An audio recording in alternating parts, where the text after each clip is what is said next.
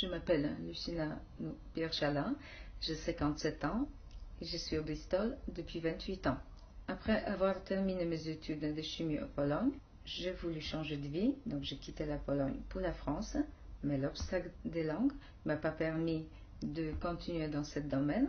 Donc j'ai commencé ma carrière professionnelle en tant que femme de chambre dans un petit hôtel parisien et j'ai postulé pour une poste de femme de chambre, l'hôtel Méridien, et après j'ai entré en tant que femme de chambre à l'hôtel de Bristol.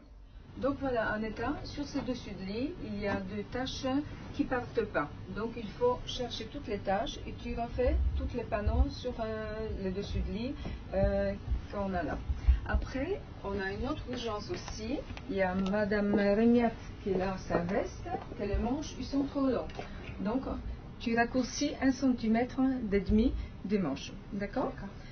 Je commence ma journée à 7h45 par vérification tous les uniformes sales déposés par le personnel. Il s'agit d'enlever tous les stylos qui sont oubliés dans les poches, vérifier s'il n'y a pas de ouvre-bouteilles, les Kleenex, etc. Après, je remonte le linge sale à la teinturerie et je redescends les portants des linges propres. Il s'agit aussi de vérification que tous les boutons y sont en place, que le vêtement est bien repassé et je range chaque vêtement sous les stands par service. Après, j'effectue tous les travaux de couture dans les chambres.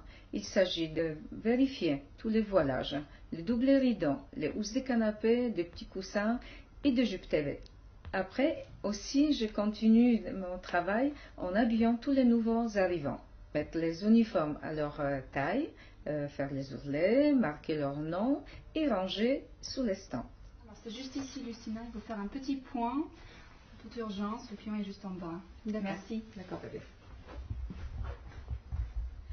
Pour être une bonne lingère, il faut être surtout méticuleuse. Parce que parfois, on a des robes de haute couture qui sont d'une grande valeur. Donc, il faut faire un très très bon travail. Il faut avoir aussi le contact humain. Il y a un nouveau arrivant, ils sont un peu perdus, donc on joue un petit peu le rôle d'une mère. Aussi, avoir la discrétion avec les clients, parce que quelque part, en rentrant dans leur chambre, on rentre dans leur intimité. Il faut être très discrète et rester à sa place. Si je devrais donner un conseil aux gens qui veulent se lancer dans ce métier, je demanderais de faire une école de couture pour avoir de bonnes bases. Apprendre plusieurs langues étrangères pour travailler dans les hôtels internationaux. C'est très intéressant parce que c'est un métier où il n'y a pas de routine et surtout qu'il y a beaucoup d'offres d'emploi.